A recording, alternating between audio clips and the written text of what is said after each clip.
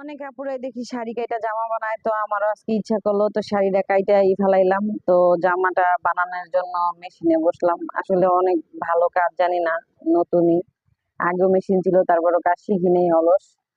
তো এই যে এখানে স্লিভের সাথে বডি জয়েন দিতেছি, স্লিভের বডি হাতা আগে দিয়ে রাখছিলাম, শোল্ডার উপরে রাখছিলাম।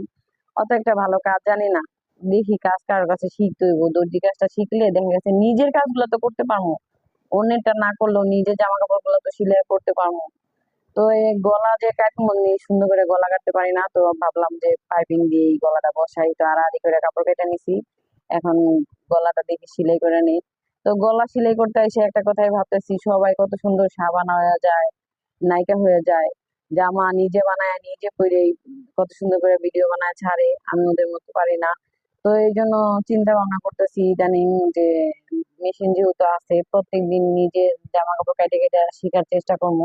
অনলাইনেও এখন কাজ শিখায়, তারপরে বাস্তবেও অনেকের কাছে যদি বলি যে আমাকে কাজ শিখানো, অবশ্যই শিখাইবো। তো এই যে জামার নিচে যে গিয়ারটা থাকবো সেটা কুচি দিয়ে নিতেছি। আর আঁচলটা দিয়ে উপরের পাটটা বানাইছি, অত একটা ভালো হয় না, কেমন জানি কোন ইচ্ছা হয়েছে। আমার মনটা মানে ভালো ছিল না, কুচিটা দেওয়া ভালো হইতেছে না।